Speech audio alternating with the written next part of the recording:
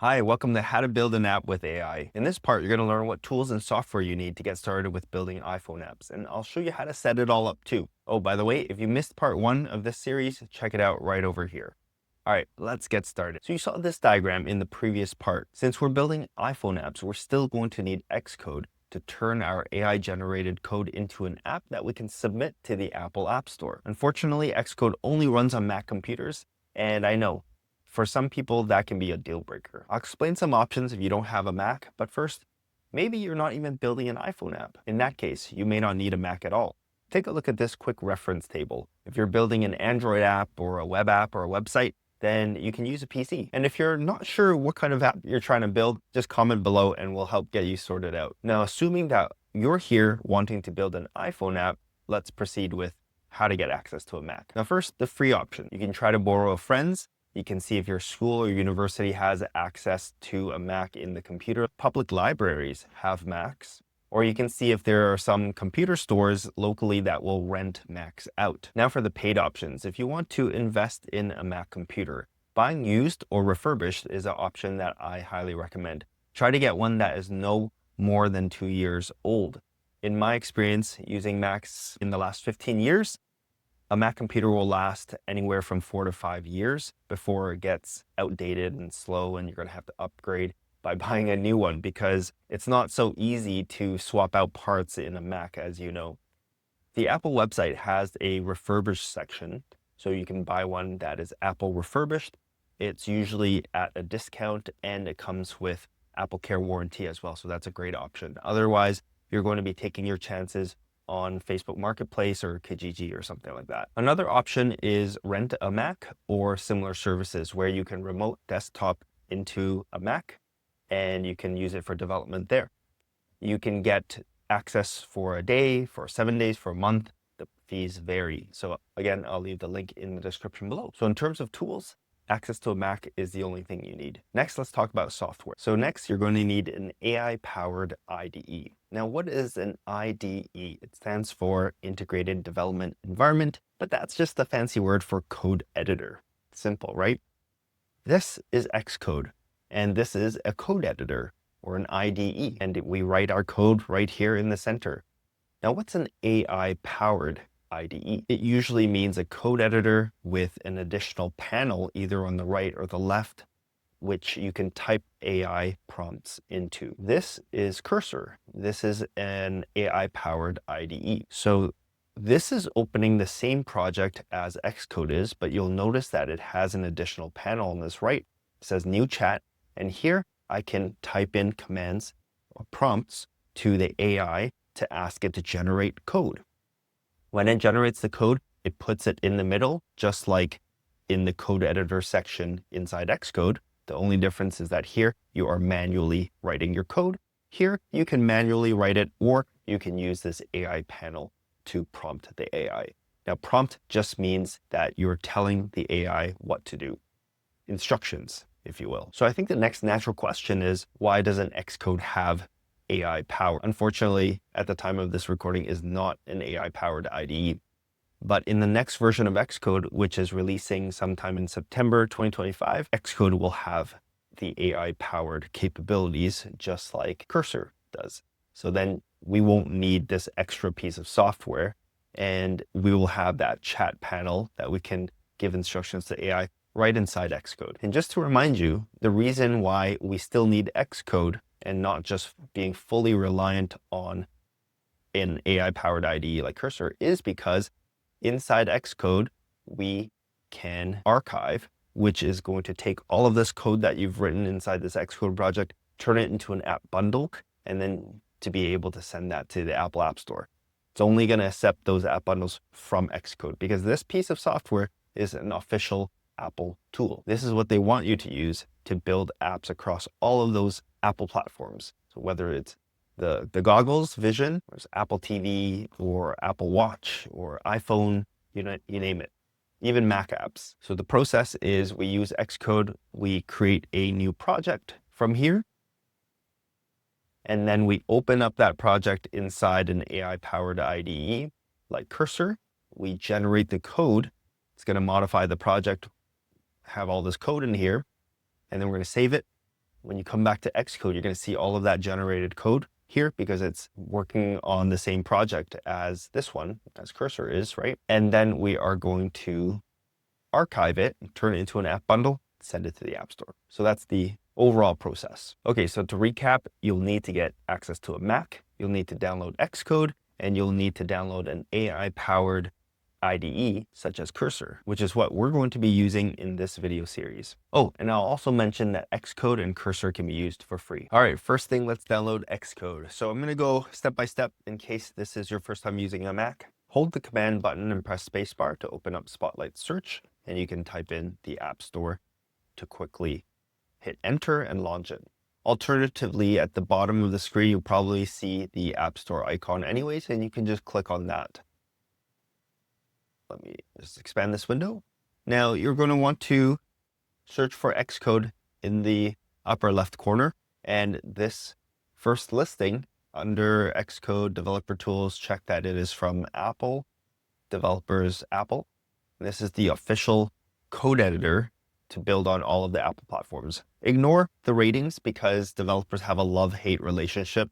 While this is the official tooling, it can be buggy sometimes, and developers probably feel locked into this software because you have to use it if you want to build apps for all of the Apple platforms. So you're going to go ahead and download that.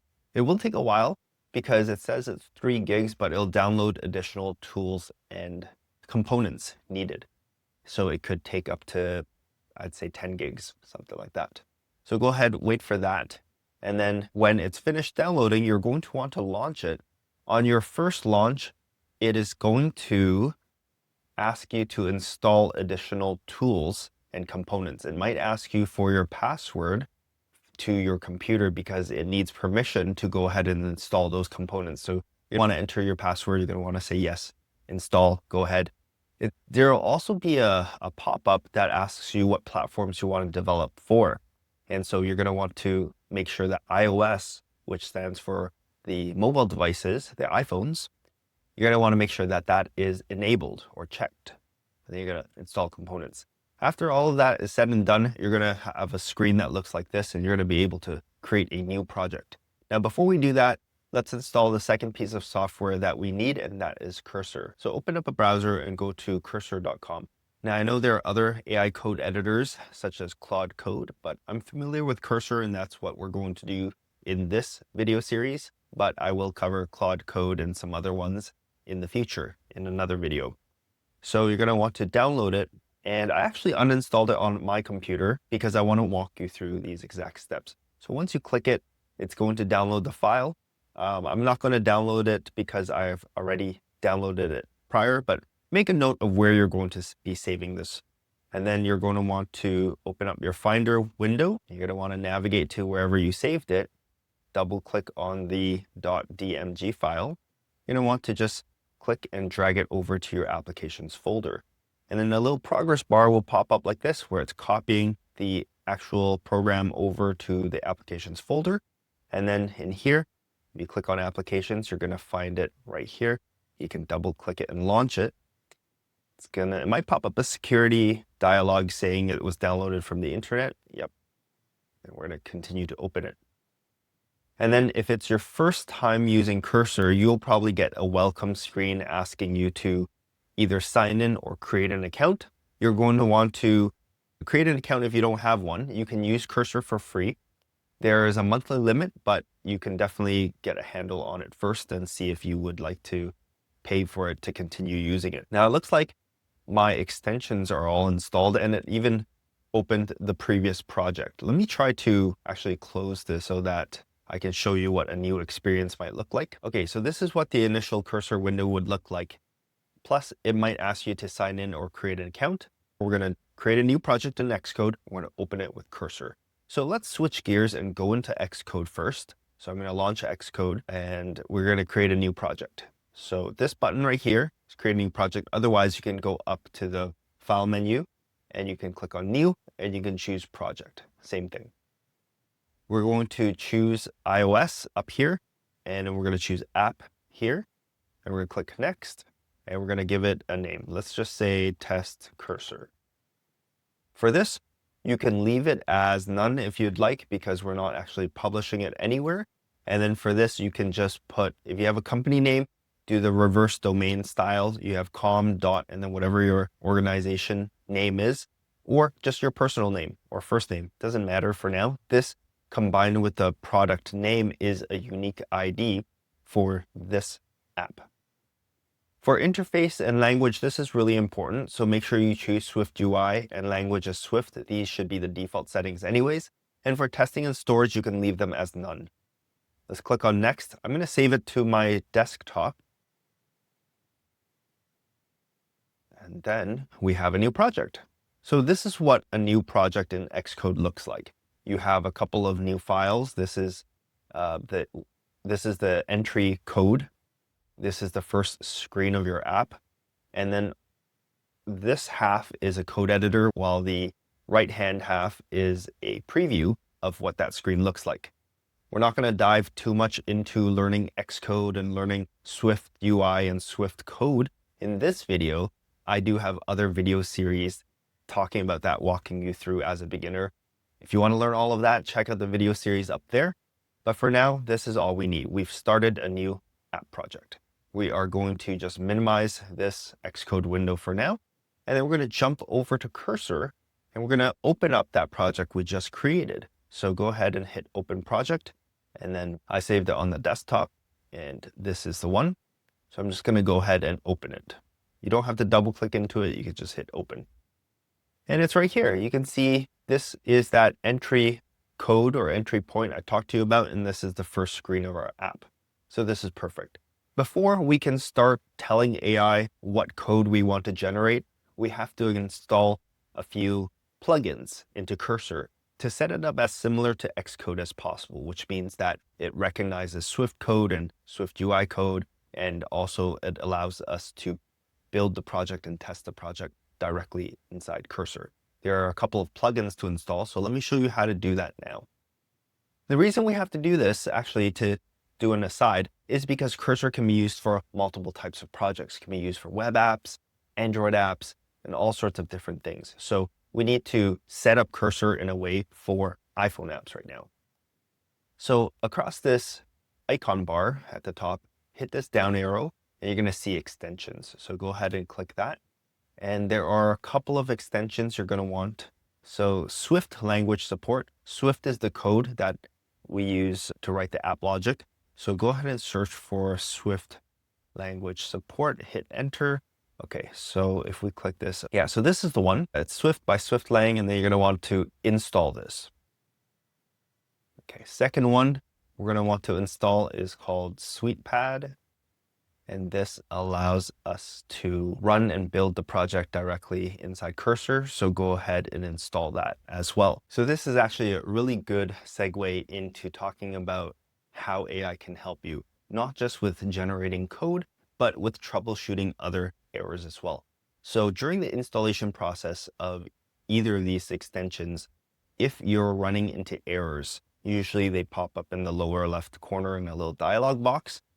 You can copy that error message directly into this chat, and you can say, I'm trying to install SweetPad, but running into this error, and then whatever the error is.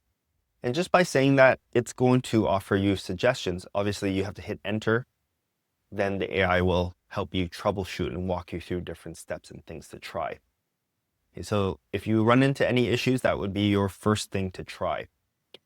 After you have those things installed, if you come back here, clicking this icon, you might not have this SweetPad icon here. You're going to want this quick access to it because you're going to be tapping this to run your project. You can open up this menu and you can look for SweetPad on this list and then hit the little pin button, and that will pin that icon to this bar. Next, there are a few more things to install. Now would be a good time to mention in the upper right-hand corner, there are these buttons that let you toggle different parts of the UI.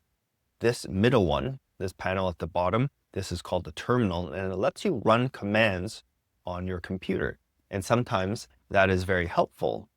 Now, one of the things that is done through the terminal is installing additional plugins that will help with our development process. There's something called Homebrew, which is a plugin manager for Mac. And if we take a look, this is a package manager or a plugin manager for Mac OS. So we're going to want to install Homebrew on our system if we don't already have it installed. And we're going to want to install some additional plugins, which I'll walk you through. The first step is to figure out if you have Homebrew installed or not. So there's a command that you can run in here. But if you don't know the command, I want to show you this is what you would do. Do I have a Homebrew installed? And have AI check for us. And we can also see how it's checking for us. Or it might just tell us what command to run. So this is the command in which we can run. So you can either tell it to run, which what it's doing is just typing in this command into terminal down here and running it for you. So we can just run it ourselves. So you can see that it is there, or we can just hit run and have it tell us. So it tells us we do have Homebrew installed. This command tells us that we have this directory. Now, in terms of which version, it gives us a different command that we can try. So running it here or asking AI to run it yields the same result or information. Okay, so I have it installed. If you don't have it installed, we go back to this page and we simply copy this URL, hit copy, and then you can paste that in here and run it. I might ask you for your password again because you're making changes to your computer. Okay, but after you have that installed, then you're able to install a couple of more plugins. So first of all and I'll link these to the description below. This one is Xcode build server, and it allows you to turn your Swift and Swift UI code into an app to run on the simulator, which you haven't seen yet, but you will see. It allows you to do that through the terminal, which means that we can test our apps from Cursor instead of having to rely on Xcode and going in here and hitting this run button and then having it show us the result. We can do that directly through here. And SweetPad will need this. Next up, we have iOS deploy. Again, you can copy this and then just run it in here. And this will complement the Xcode build server for deploying our apps and running it in the simulator so that we can test it. And again, you're going to see the simulator real soon. Next up, we have this one, XCBeautify, which formats all of that output in a way that we can read it easily. And lastly, we have Swift Format. And this will help highlight keywords and format the code inside Cursor here so that we can easily read Swift and Swift UI keywords. And it just makes this code more legible. Now, right now, you might not care about reading the code, but as you start building apps and you start asking questions, you will probably just inherently learn different aspects about Swift UI code and Swift code. And yeah, before you know it, you're going to be able to recognize this sort of stuff. So those are the Homebrew plugins that you need to install. If you have any issues installing any of them, you're getting some weird output here. Again, you have an assistant right here on your right-hand side that can tell you exactly what's wrong. Go ahead and type in, I'm trying to install whatever extension or plugin it is. I'm getting this error message. Can you tell me why? And it's going to explain it. It's going to walk you through. Then you can ask it, can you walk me through the steps to fix this? And things like that. Or even if you're not sure, if you want to verify what I said, you can ask, is this plugin useful? Do I need this plugin? Things like that. But after you have those things installed, you're all set up and ready to go. This is a little bit of pain to get set up, but afterwards you're ready and you're off to the races. So now you've learned that in order to publish apps into the Apple App Store, you need a Mac computer because you need to download Xcode for it.